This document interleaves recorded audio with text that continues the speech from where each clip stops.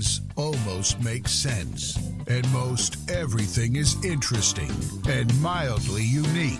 It's a place that feels somewhat familiar and has the suspicious comfort of a loving semi-omnipresence. You are on the outskirts of Loutopia. Sit back and relax, or tense up and march around. Please welcome your host of Loutopia, Lou Angelwolf. Yes, ladies and gentlemen, welcome to the Loutopia podcast. I'm Lou Angelwolf, and what a show we have lined up for you. Everything's all set up like little dominoes wavering in the wind.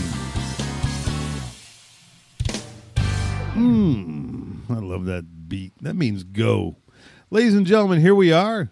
Loutopia podcast. We're being simulcast tonight on the IRN Broadcast Network. That's irnbroadcast.com. Nice selection of podcasts over there. So check it out. Download the app, and you'll have some IRN broadcast magic with you. And we're also on YouTube. We're YouTube Live right now.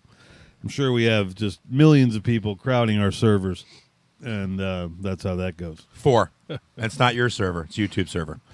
Okay. You could actually change the title. I rented it. The title to the old Fat Guy Show. Yeah. Fat Guy Show. And ladies and gentlemen, in the studio with me, wow, what a gathering of cool guys. Over here to my right, my co-host, Michael Merberg. Fat guy number 2 reporting in for duty, sir. Hit the deck and go get some ring dings. And over there on mic 3, it's the producer, Chris Gorgeous. What up? And our special guest tonight, one of my oldest comedy buddies from many, many moons gone by, the other half or third now of the Geezer Pleaser show.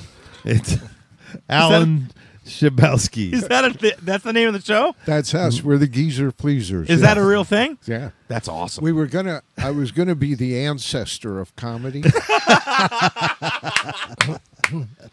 But Mel Brooks already did that. You didn't call it that, though. He did the 2,000-year-old man. I'm not more than 700-800. He could go forever. Cave 76. Cave right? 76. Yeah. Yeah. Alan's been my roommate a couple times, and just a great buddy, and love doing the we do the country clubs and the over 55s and the Del Webbs, and funny comedy show. And recently Pam's been opening the show and doing a fantastic job. That's right. So we all well, you don't have gray hair, and you're older than both of us. I'm suspicious.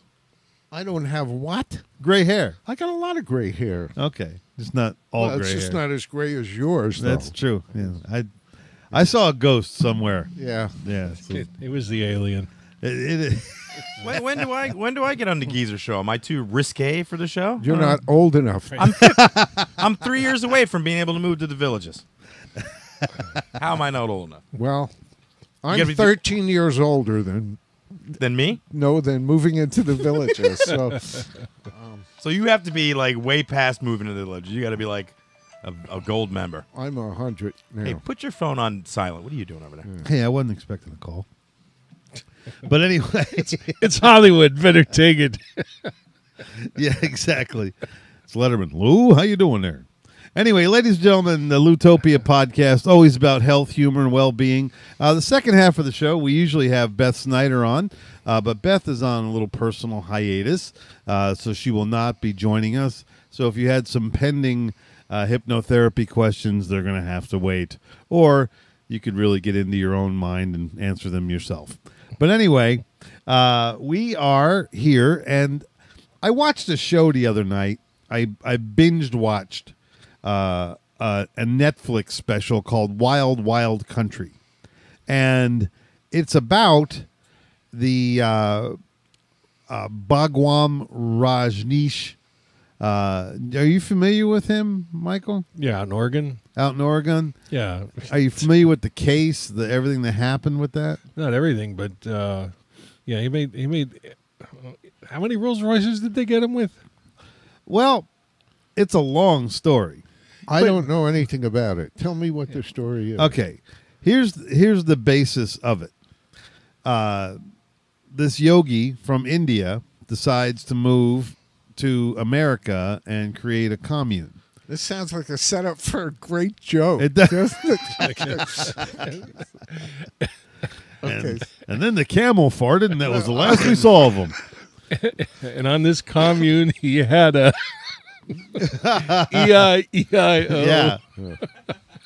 Well, here's the thing. The actual religion itself, which along the course of things, he actually denounced his own religion in the course of events. It was kind of cultish. They had a cleansing. Denounced his own religion? Yeah. Well, that answers the question, what would Jesus do? Jesus said, I'm sorry, Why did he- we've broken the prototype. Why did he announce his own religion? Just to stop believing in it? Well, he stopped believing in religion altogether. Oh, and the fact that he had one, really made it a little rough. Yeah, it creates a dichotomy where one need not be. Right. So anyway, what the whole story was, basically, is the group was very manipulative, kind of in that they moved to Oregon, which is, that's country up there. Oregon. Oregon. Oregon. Oregon. Your Oregonians would correct you on that. That's fine. That's fine. And in the late 70s, early 80s, Oregonians were they're country people, a lot of them. And yeah, like almost all of them, except for those who live in like Portland. It's like, you got a city? Yeah, it's called Portland. Got any more? We'll find one for you someday. Yeah, and the people in Portland aren't really city people either. Well, They're this somewhere yogi between. moves into a little town called Antelope, Oregon, and there's 40 people there. Okay, and the filmmaker, the documentary maker, did a fantastic job. He interviewed both sides in-depthly, openly. Go dog go. Really did it. The film, the piece. It's a 6-hour piece. I think it's maybe 7 collectively, because each one's a little over an hour. And I binged watched it and learned a lot about a lot of things. And you can just take this as a representative of many events. And when people try to start something, I believe in their core, they were good. They really were trying. It started out, free love, Works for me. surrendering materialism, all the right stuff. Yeah. Okay. But what happened was the materialism still bit them in the ass. Greed superseded everything, and the lust for power was its driving mate. Power. Kind of like the villages. Kind of like the villages right over there. Oh, yeah. Yeah. Power of over 20 people? I don't Oh, no, it's a big one. No, there were thousands and thousands at the end of it. Yes, as I the whole gotcha. thing. There were a lot of people when they left India, and people kept coming. This guy was like, Yeah, he was mainline guru stuff for many. yeah, many he years. was, and later became like a Hollywood guru, and all the movie stars Right, had are like coming to see him. Stable full of Rolls Royces. I mean, He had 90 Rolls Royces. they have 90. Okay, 90 90? Rolls. Yeah, 90, why you yeah. need 90 Rolls Royces? I Why, don't why do you know. need 5? Right. Why do you need one? Well, one I could see. Yeah, you paid the repair bills on a Rolls he- Royce yet? He What do you- was the materialistic yogi. What was What that, do you Al? think his deductible was? It's like they were all antiques. So anyway, through a lot of questionable business practices, they started looking at the religion. They started looking at its viability as a church. They started looking, they wanted to incorporate their own city. And there was some stuff that they were doing absolutely right. Where the drive for power turned over is they'd already had several thousand people living on this commune. Everything was okay. The local townspeople were disturbed, but somehow putting up with it. Okay. They wanted more state supplied things for their commune. So they went and they tried to develop their own voter base. They sent Greyhound buses all over the country and picked up homeless guys off of Skid Row.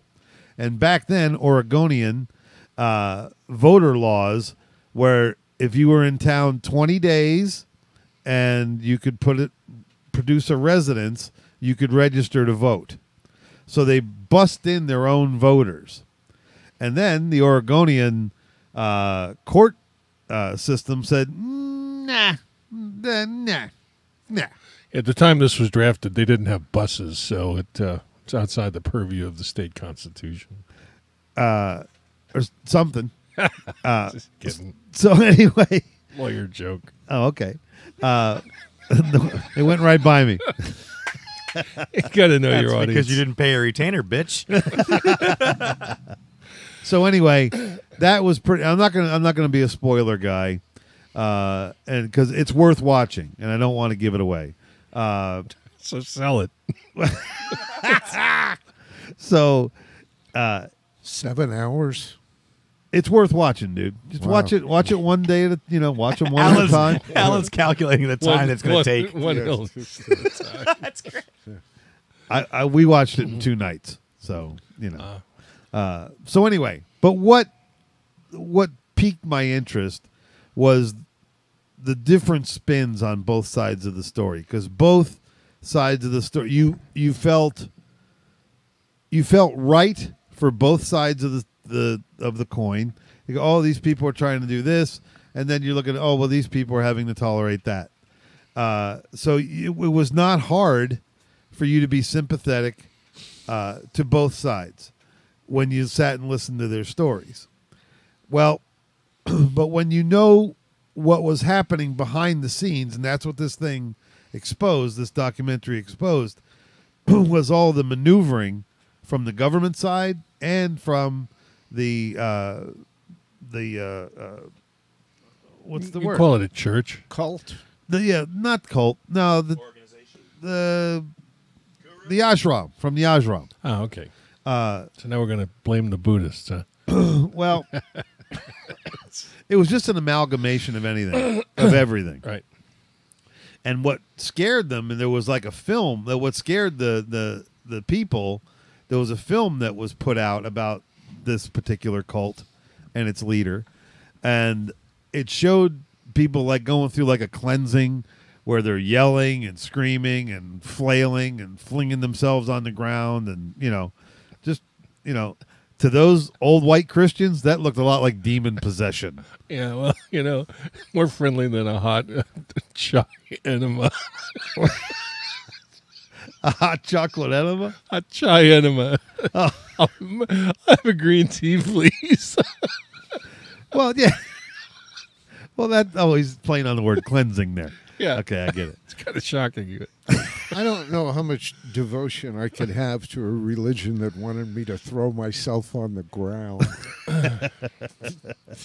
Well, it was self-willed, and very interesting because and this guy had like some really, really powerful charm over people, because they would travel from all over the world just to be in the same room with this guy.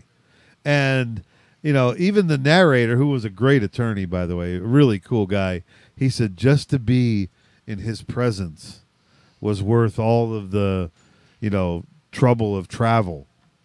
What was that, like Jay Leno after he saw the garage of 90 Rolls Royces? Yeah. Well, Ajlo, or whoever his name wound up being, Bagua. So How's your ass wrap? who had the Kool-Aid stand?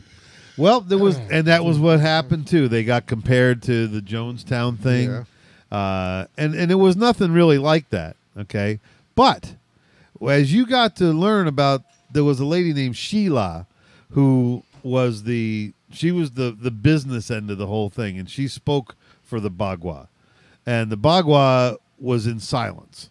He did not speak, so except to Sheila.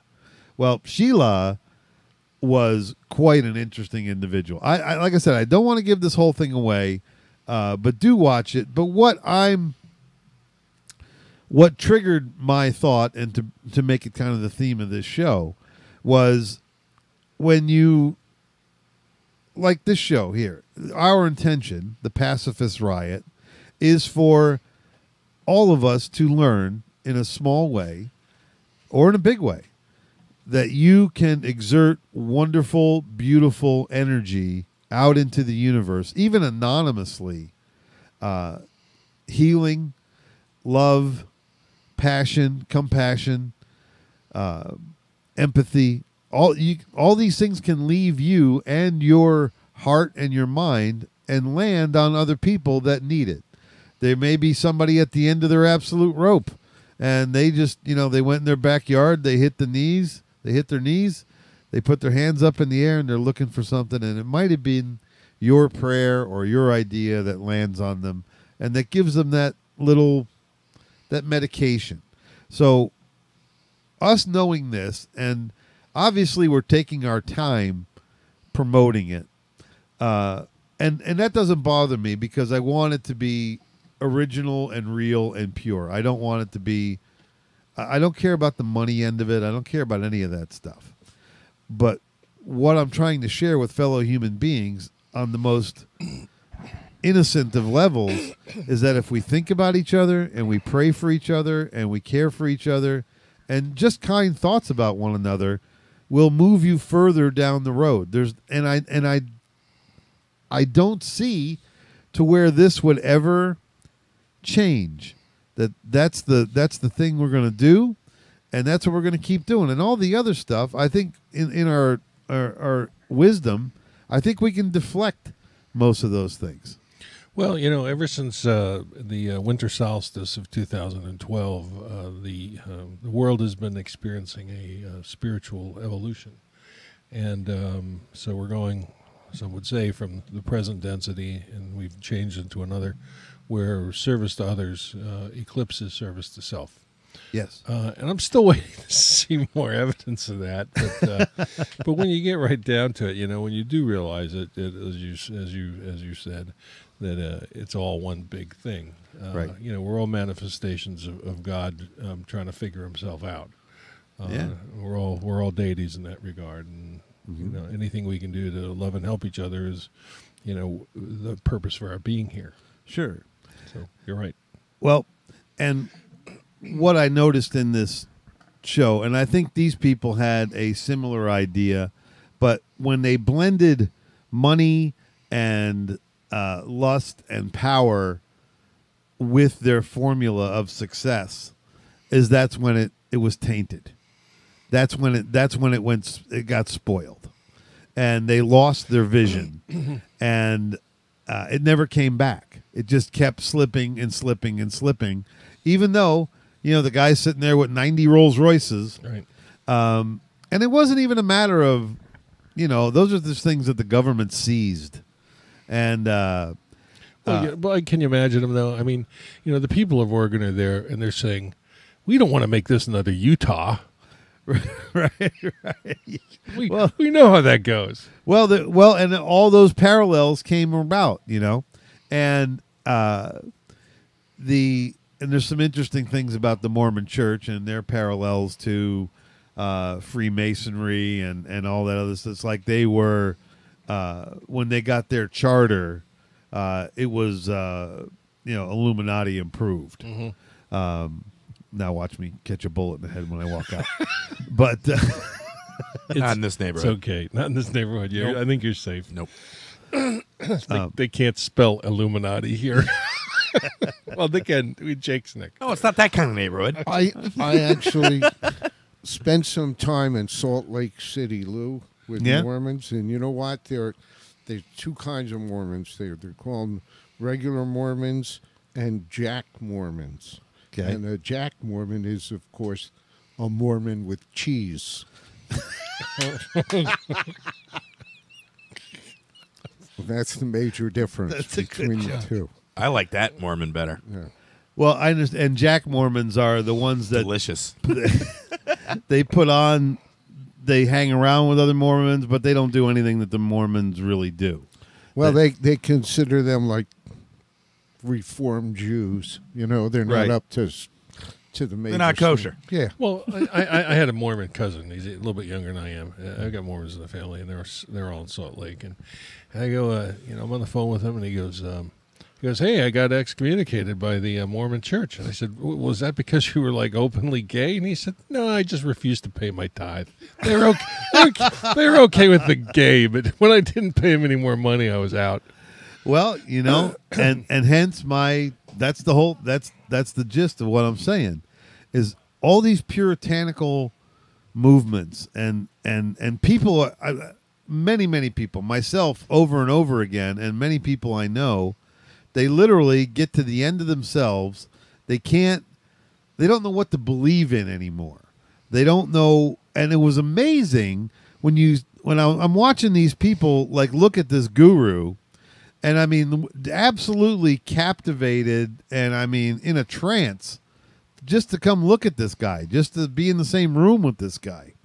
And people that you would think, some Hollywood actors and some directors and some money people, I was amazed that they did not have the ability to understand that all these things he was offering them already existed within themselves. Right.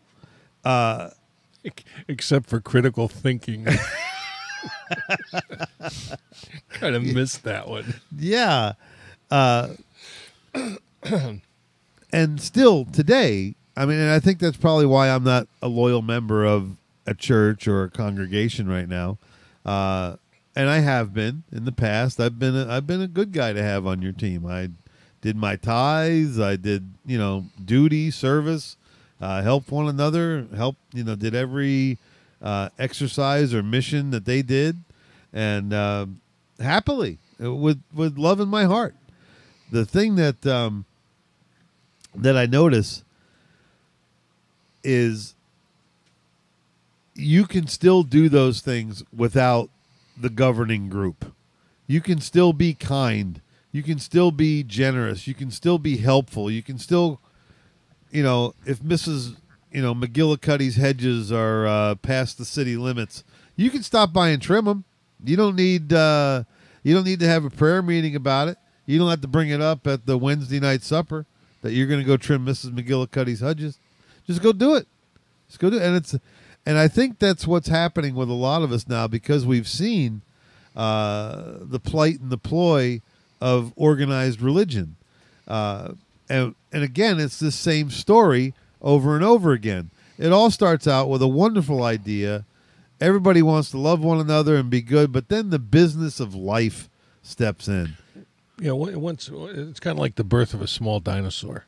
It's nice and it's cute and it's all great and it's all little and stuff like that. And all of a sudden it becomes this gigantic thing, and in societal terms, it becomes like an institution.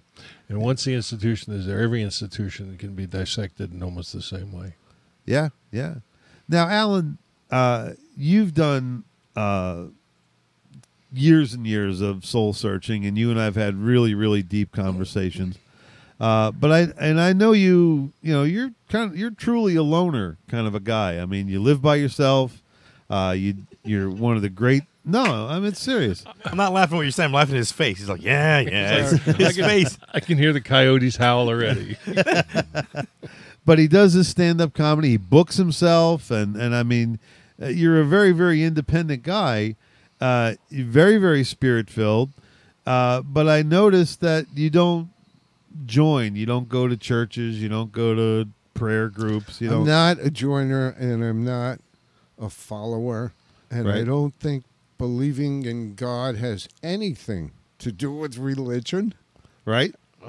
Okay. And I get that. I live my own, this is who I am, is what I do, and Yeah. I don't need to dress like I lived in Poland in the late 1800s, to convince people I'm closer to God. I'm just that.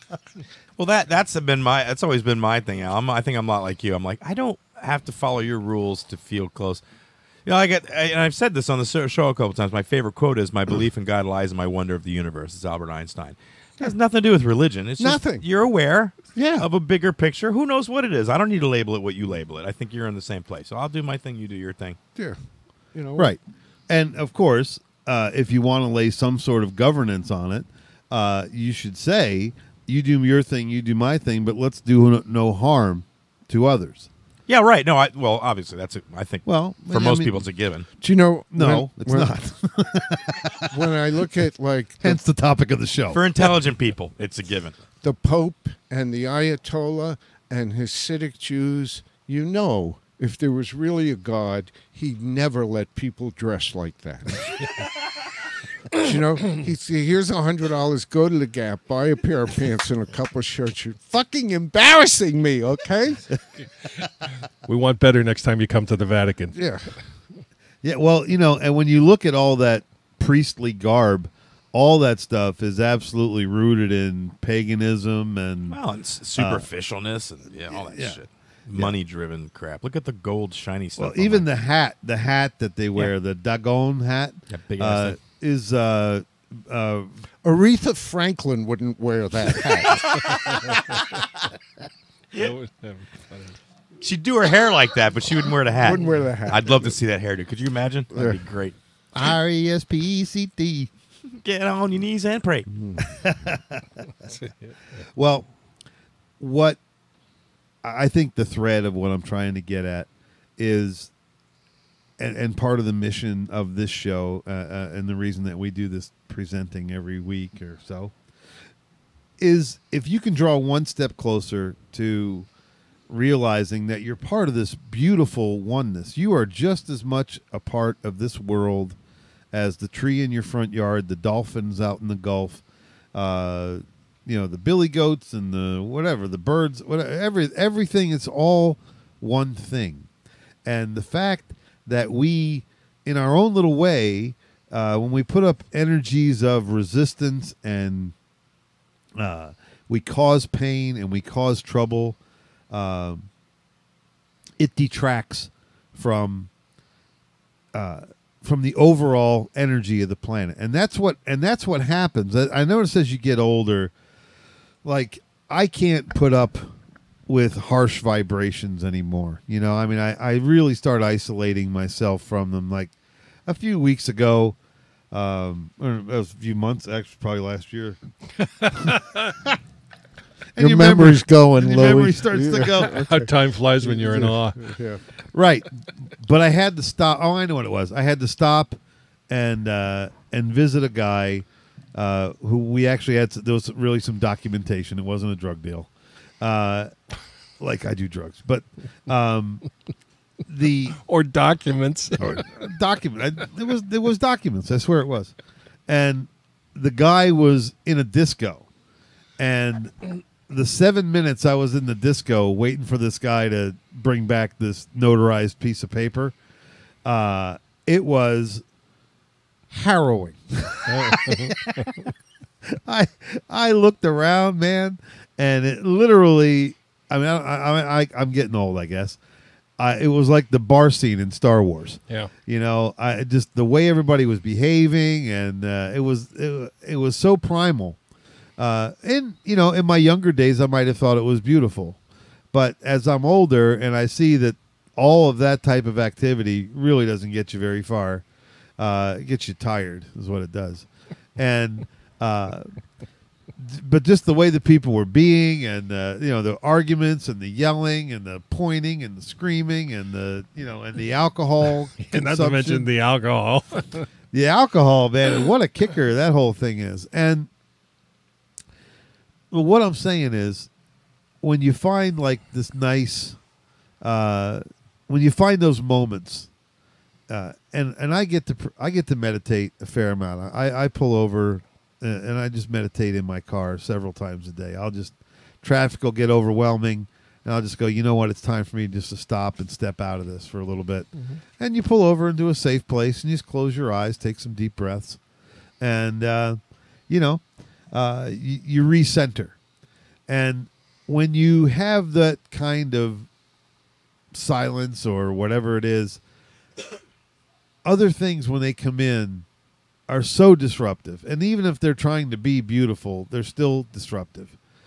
And I just the moments of silence, the moments of meditation, the moments of peace. I had a beautiful moment this morning getting in my van to go, and the wind was blowing, and it was just the temperature is absolutely perfect today. The show comes out of the west coast of Florida. I live up in a little town called Palm Harbor, and the show is broadcast out of Clearwater. And these are our favorite days. These early days of spring in Florida are Did you let your hair down, Lou? I did. I shook my hair out just like Fabio. I unbuttoned my shirt. And for you guys that are looking at him, you can't tell here, but here's what he looks like when it's down. Oh, yeah, look at that, YouTubers. I'll undo it. Look at that beautiful thing, that beautiful mane. Want to do it live? Here we go. Yeah, hold on. Let me put you back on the screen. Look at that. Oh, baby. Look at all that. Okay, now you look like a cat lady, so stop doing fur, that. So anyway, it's like whatever happened to Baby Jane? There it is. Lou, do you want to run straight through, or do you want to break? Well, you know what? We'll take a little break here and just a little. Okay. Yeah. Oh my gosh, that was a fast half hour. Yeah, it's fine. We're right. on no time constraints. Yeah. Just let me know when you're ready, and I'll cue up the music. Well, like I said, folks. We're going to take what about 4-minute break, 5-minute break? Usually it's about 5 minutes. 5 minutes, and we're going to listen to weak sauce. Yeah, I'll put something on. You got some weak sauce? Are you going out now? I thought you were going to finish your story about this morning with the wind okay. in your hair. Well, the wind in my hair. It was just a. I thought like you were going to say, and then a cardinal just landed on my shoulder. Told me a secret. I had a conversation with a chipmunk and his squirrel friend. Well, I was just standing there, Snow White, with the door of my van open, and the wind just blew by, and there was nobody around, and the trees were rustling, and I went, I says, this moment right here is absolutely superb. And when you learn to link all those together, when you learn to tie all those superb moments together, you can have a really, really beautiful life.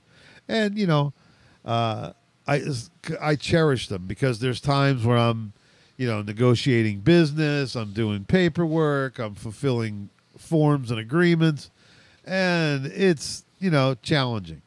And I don't feel beautiful and wonderful and part of the oneness. So when you get those moments to yourself, or even in a crowd, it doesn't matter.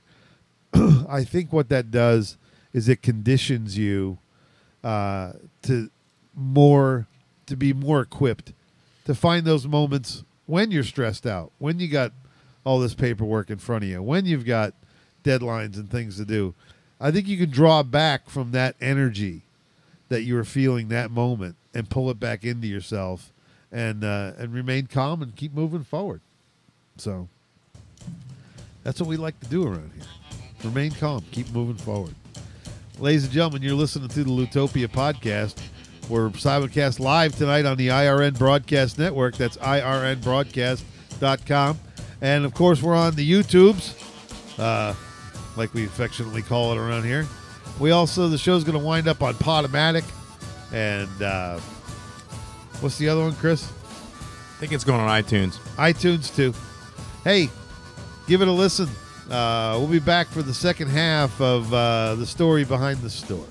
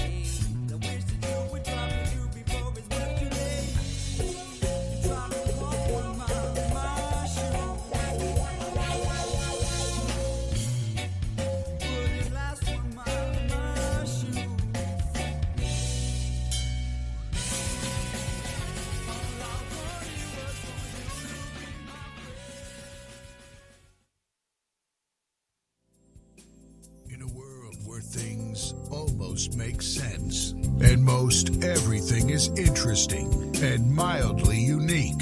It's a place that feels somewhat familiar and has the suspicious comfort of a loving semi-omnipresence.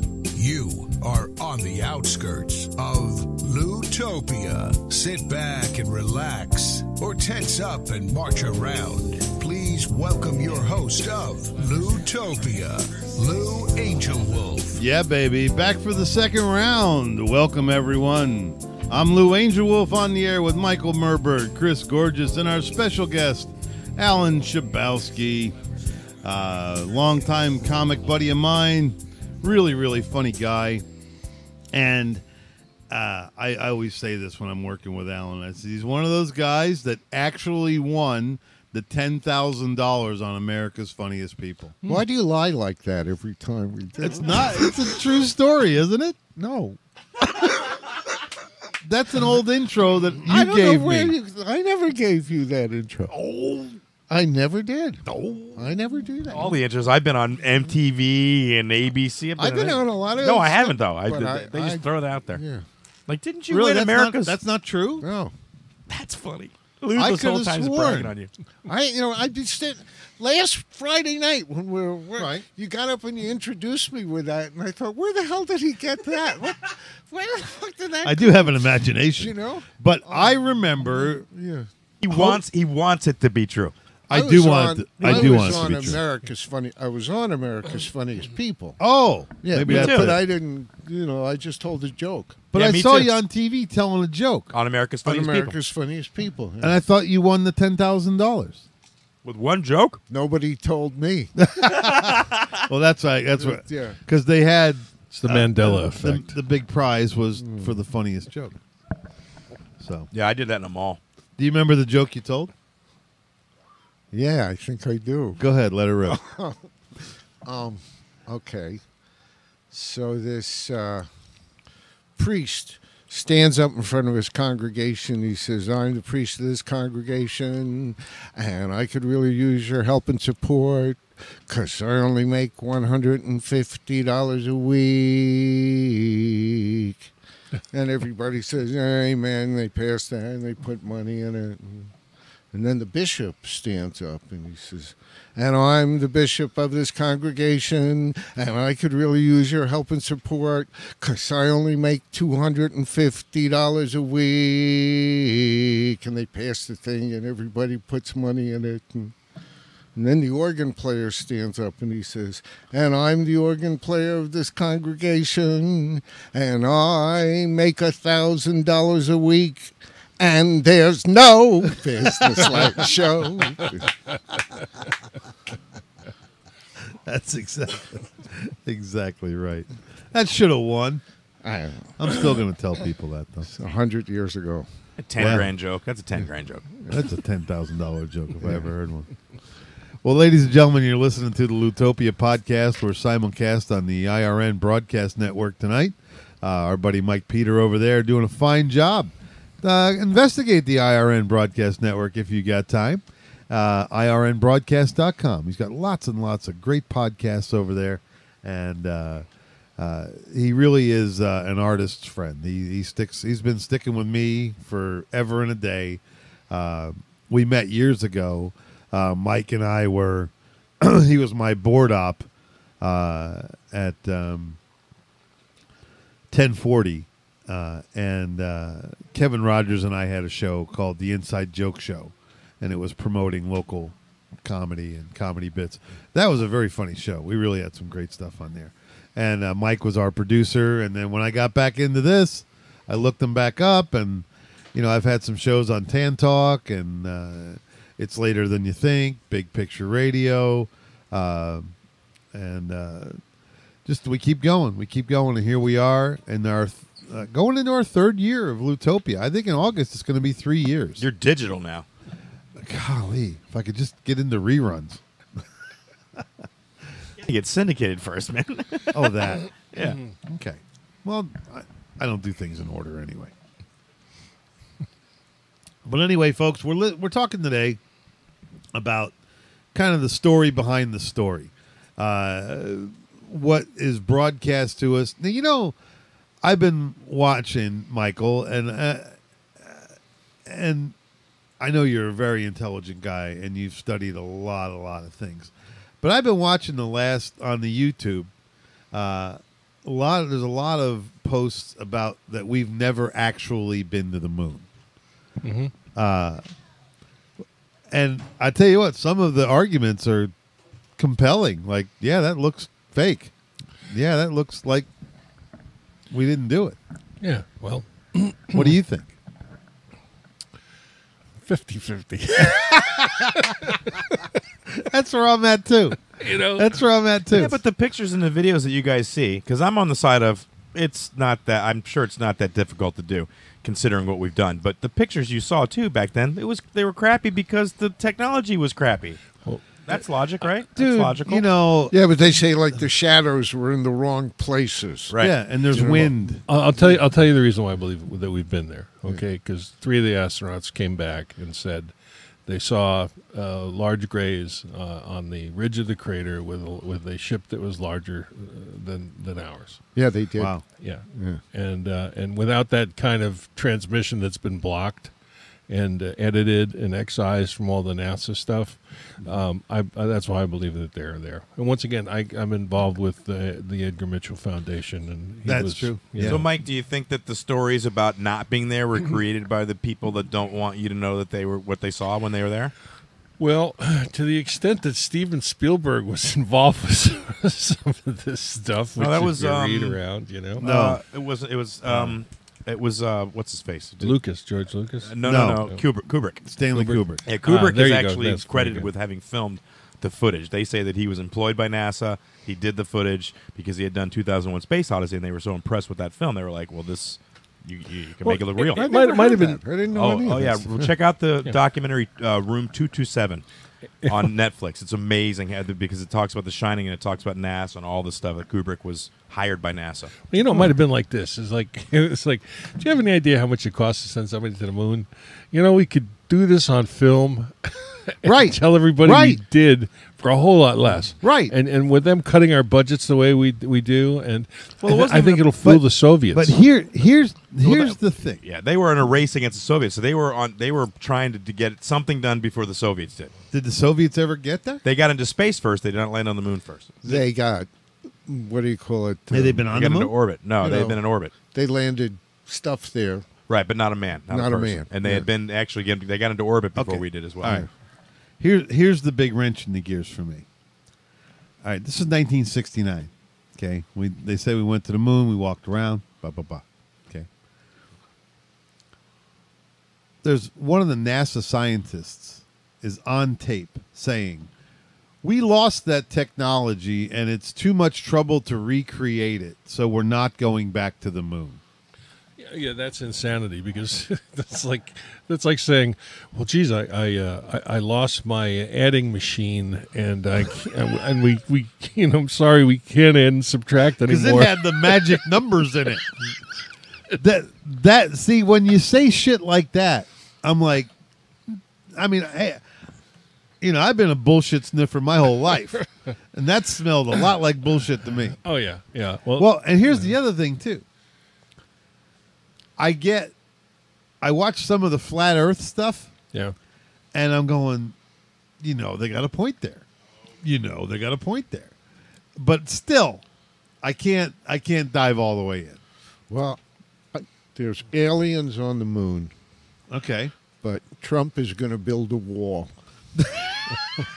And he's going to make the moon pay for it. So I'm not concerned. I'll be okay. Or at least have them build it. Yeah. Come on down and build it for us, please. Yeah. There's a flat earther that just shot a rocket, homemade rocket, into the desert sky to see if he could disprove the theory that the ground was spherical. And after he made it work. It went up and it came down. They're like, well, he was injured. And they're like, well, and he's like, oh, not high enough. Got to go higher. I'm like, oh, come on, man. Well, from what I understand, coming through our ionosphere is something that a human being can't endure, regardless of what he's clad in. So that's always my thing. And now, here's what I believe. I believe we can orbit the Earth. Okay, but And the it has to be- actual has to be round then. because and I'm not a flat earther. Well, well, the moon is round. Right, I know it's pretty You know, obvious. go figure. Somebody on an article I read today put it really. It's like the best way to put it to flat earthers. If you watch a ship sail away, eventually it disappears over the horizon. If the Earth was flat, you would always be able to see it. You get a telescope, you'd always be able to see it, but you can't at a certain point because the Earth is round and it disappears from your view unless you elevate yourself. Yeah. right. But what I'm and hence tying all this into today's topic Right. is these guys have some very compelling stuff. You're like, meh, you know. Yeah, And here's the other Do thing. one Google search. Well, Harold's like, how do you explain those mountains if it's so flat? well, here's the thing though. Same thing. These guys are trying to do something good in their hearts. They think that they're or they're trying to monetize their YouTube channel. One of the two. They have fear in their heart. Okay. Fear is put in there. I think fear motivates people to do some pretty insane things and believe some pretty insane things. They're afraid that something is being pulled over their eyes, and that scares them. My favorite acronym for fear is false evidence appearing real. And yeah, it is a good one. And because really, I mean, how many times have you been fearful of a situation? You fretted about it. You walked the floor. You threw stones. You didn't know what to do about it. And then when the actual thing happened, it was nothing like you thought it was going to be. It was a cakewalk. 90% of everything you thought was going to go down didn't go down. Right. And you know what happens is we get all this detailed thought about an upcoming scenario, and you know what? The other people are not that in tune generally to the same scenario. So you're going to get a Reader's Digest version of what they're feeling because they're not feeling it as intensely as you are. They're not analyzing it as intensely as you are. They're not taking it apart like you are. And I find that a lot of times I just take a deep breath, and if I think something's coming up that's going to be a hassle, I literally turn it over to, and I say something like, may the best vibrations available in the universe take care of this scenario. I need to do that. Yeah. Because I'm at the point in my life, Lou, where everything that I think is going to go the way it's going to go actually goes that way. I know it's going to go that way. I've lived long enough. I'm like, this is the way it's going to go. Right. Like you order something. For other people, like, oh, I got it in 2 days. Not me. It never goes that way. It's always got shipped here, and we're going to get it to you, but we're so sorry. And I'm like, no, you know what? I expected that. I know I paid for the 2 day shipping, but I didn't really expect it in 2 days. I just expected to pay for 2 days shipping. Yeah, I know. I was hoping that it might go. So for me, it's the other way around. I'm trying to hope that it goes good for once. Well, Alan? You know what that strikes me as? It's the same attitude I always had when I got laid. It was like, oh my God, I'm going to get laid. How did that happen? Usually you think this is not going to happen. Yeah. They don't. But every now and then. but The reality thing is important, Lou, because not to interrupt you, but the Scientologist, when I worked at the Scientologist, that was one of their things. So that like it's only real if it's real to you. You know what I Right. mean? Like you have your own reality, and if you're not, they call it. Well, it's a link to affinity. If you don't have affinity for something that somebody has affinity for, then it's Right. not real to you. right. You know what I mean? Yeah, sure. Well, and they're case in point, the Scientologists. Some of their stuff is great, man. It's gold. I mean, if you know it and can assimilate it into your life, Yeah. Then they ask you to buy absolute gold. But then they stay on you like freaking Columbia House Record stuff. Club. Dude, they were calling me up. I took one course because I used to work at a clinic that was run by them. And they saw the public there, but I thought, I'll check this out. I grew up here. Why not? Take a course, get on course. I'll get on course with the Scientologist. So I took the course. They're like, when are you going to take another course? I'm like, I don't really have the money. Well, if you take this course, the money will come to you. And I'm like, tell my landlord that. Because in 5 days, he needs his rent. I'm pretty sure I don't have it. I can't give this. Yeah. Sure. Yeah, and that's when it got, like you said, they became like bill collectors. I was like, ugh.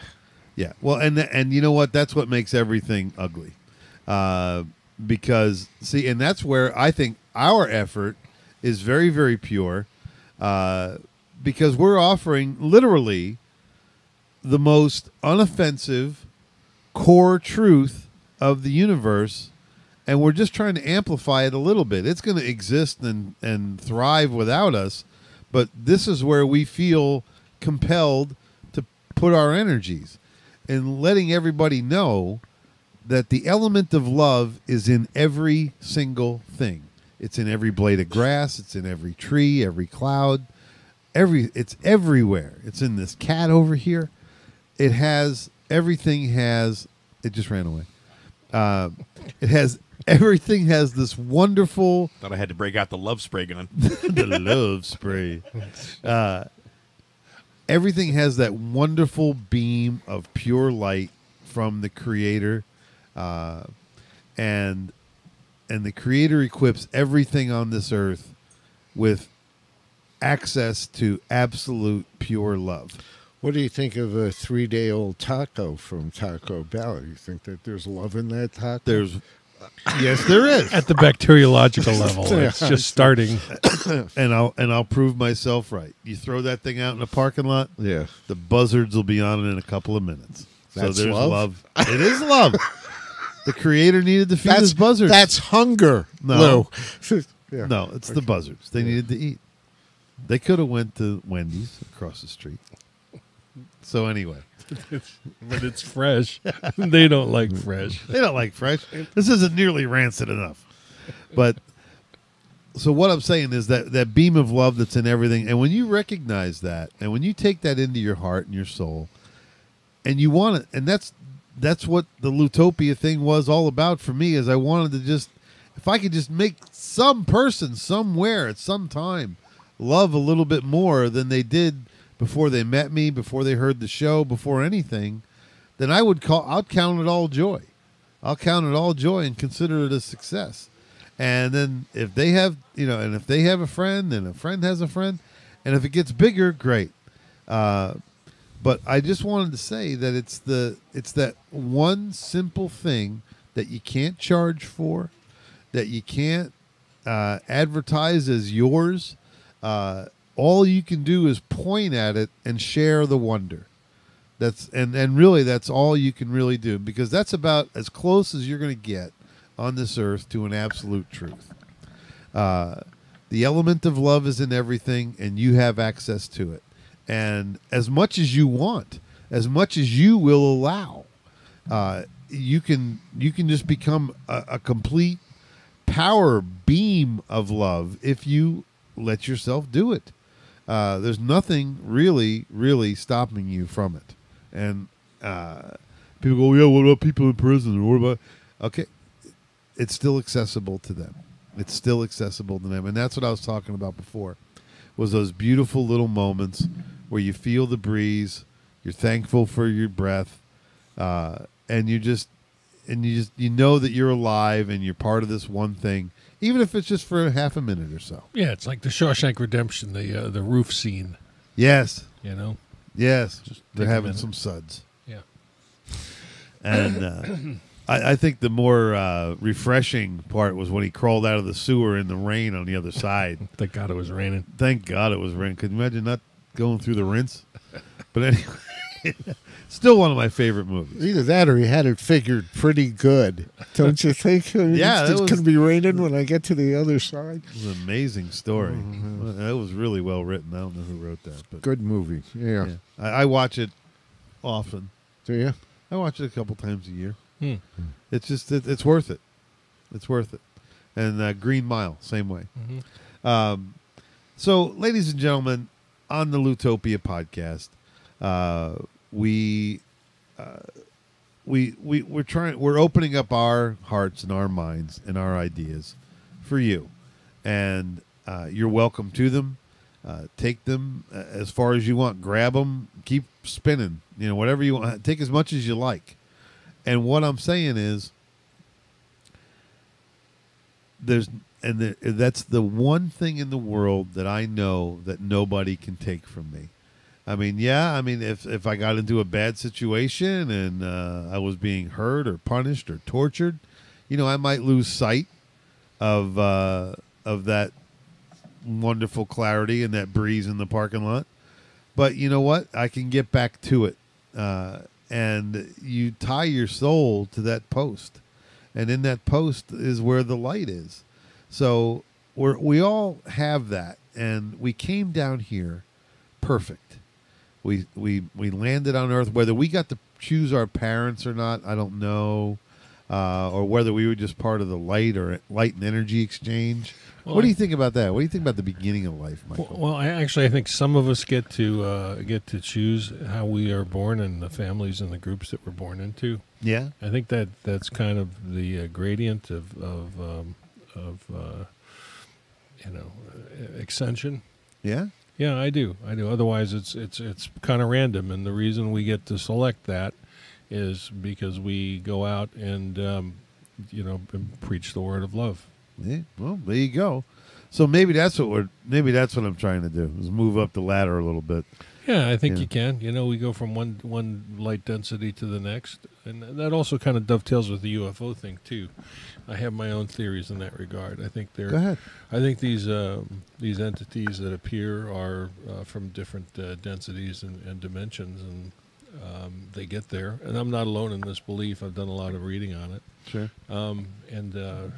Once you get through this world and this kind of density, and this is going on in like infinite number of planets in an infinite number of universes. We're not the only existence that's going through this right now. Sure.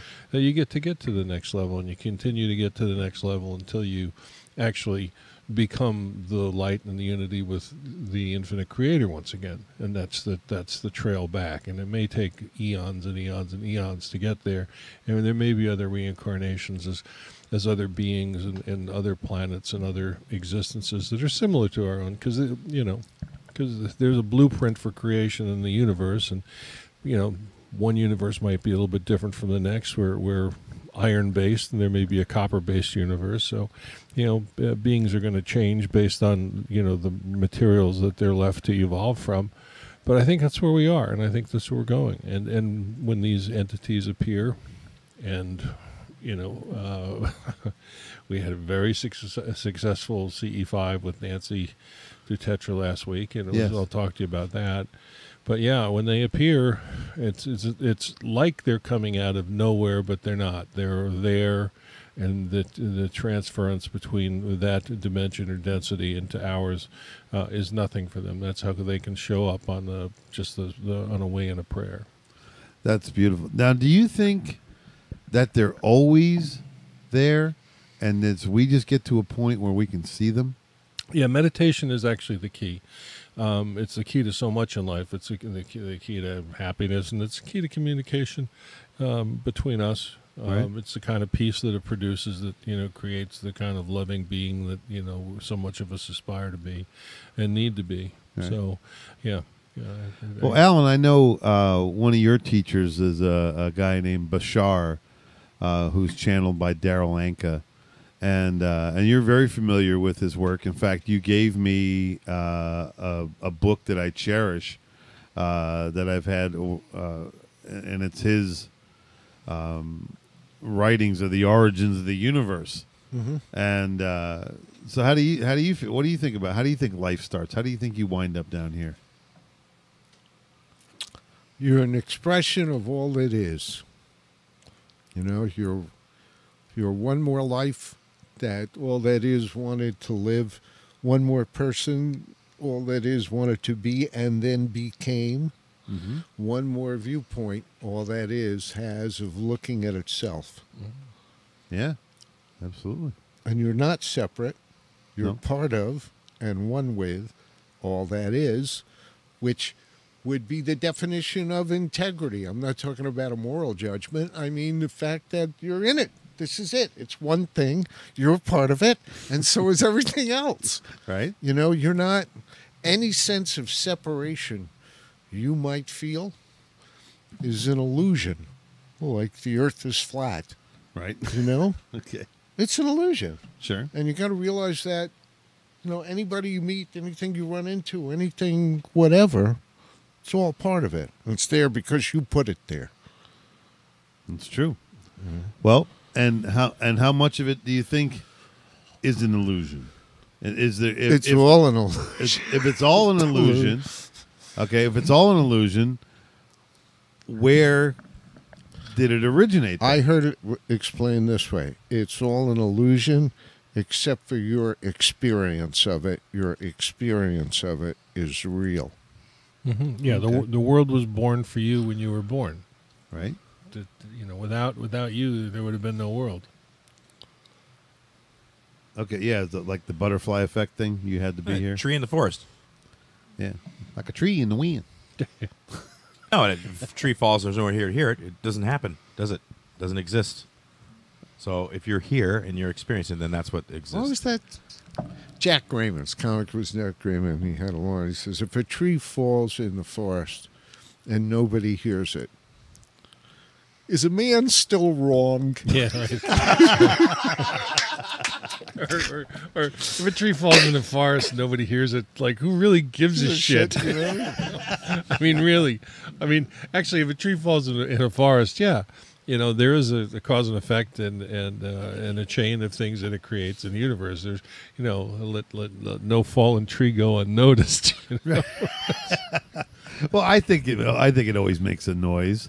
Even though I wasn't there to hear it, there were other things there to hear it. Well, Lao Tzu says that we are a product of every, even the slightest amount of starlight. And I think that same philosophy applies to, the tree and the forest. It's all connected. Sure. Exactly. Mean, you might not give a shit, you might not notice it, but, does it make a sound? Of course it makes a sound. Do you notice it? No, it's not part of your experience. But, Right. There are other trees that heard it. Yeah. It's like, fucking Jack, will you get up? It's like, look at the guy. He's like stoned again.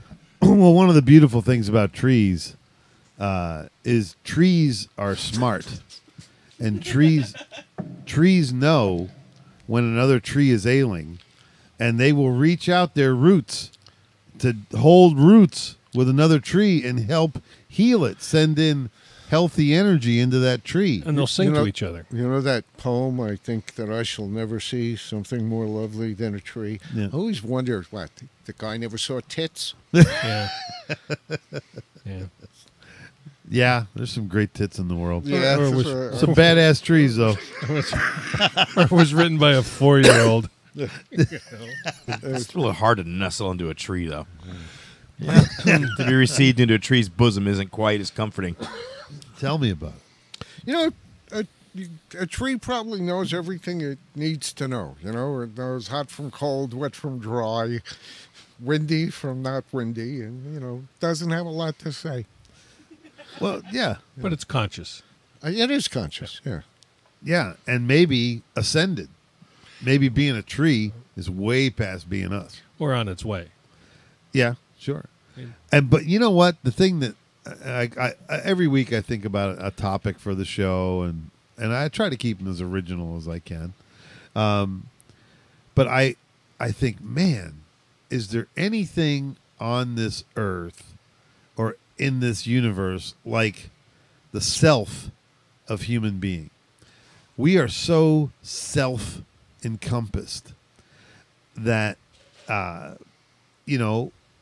think what happens is we're so much part of our own selves, and then when selves blend together and we become a group or a family or whatever, there's just it's like a creeping mist almost that the yourself, you share it, you contain it, you spread it, you spill it, you hurt it, you help it, you heal it.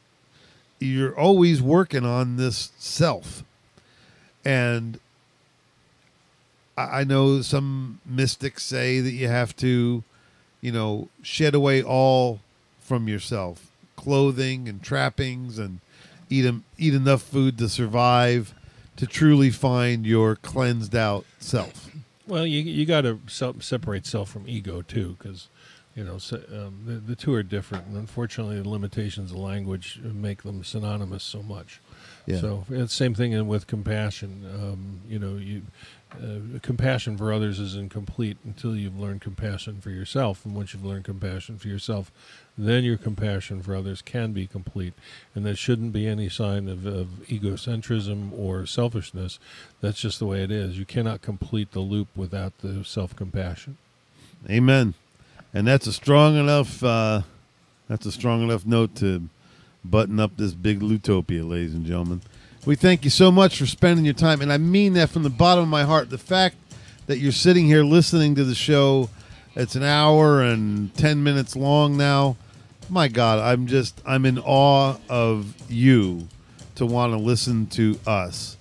Alan, thank you so much for coming by. Oh, thanks for having me, Louie. You're always great company. All right. And Michael, thanks for everything, man. You're welcome. And if you see any trees falling in the woods, help them up, will you?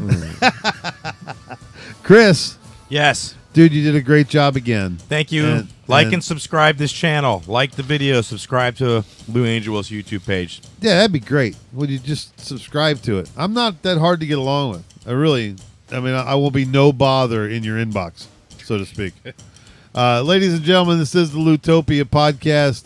Alan and I got a country club this weekend. Right. Up in Ponte Vedra Beach. Ponte Vedra Beach up in J-Hole. Sawgrass Country Club? It's a nice one. Yeah. It's a nice one. Oh, they sent me the hotel reservations. Yeah, it's a nice hotel. Yeah. These are the geezer pleaser shows. I'll be at the Improv. Yeah. You're at the Improv in Tampa? Tampa Improv, April 4th. All right. Back from the dead. Steve Laszlo and I are co-headlining. Although I didn't almost die, so I don't know why I'm on the show. Michael, when's the next CE5? The 14th of April, I believe. That's coming up. I have to perform a wedding that night. Yeah, you can always show up afterwards. Yeah, they show up more late, don't they? Yeah. The last one. Well, we were out there pretty early last time. As long as there's not a lot of air traffic. That's why on Sunday we had great results early on. Yeah, this Sunday's going to be really crowded. But anyway, ladies and gentlemen, thank you for listening to the Loutopia podcast. I got family coming in this weekend. Pam's dad, Judge Worthington, is coming down with his girlfriend, who's also an attorney. I'm surrounded by attorneys. As friends, I don't ever have to use your services, thank God.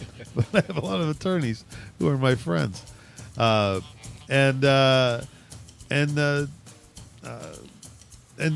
Pam's brother Dave is coming, who's a really cool guy. I like him a lot. Well, ladies and gentlemen, be lovely, be wonderful. Send a little prayer out. Read The Pacifist Riot. It's on Loutopia.com. If you're digging this, thanks for digging me. You can get a hold of me. I'm real easy to get a hold of. I'm on Facebook. My email address is louangelwolf@gmail.com. That's LOUANGELWOLF, louangelwolf@gmail.com. I'll read everything and I'll send it back to you. Thank you so much, and it's just absolutely flattering that you're listening to the show, and we're going to keep making them, and we're going to hit a chord one day that will resonate throughout the universe.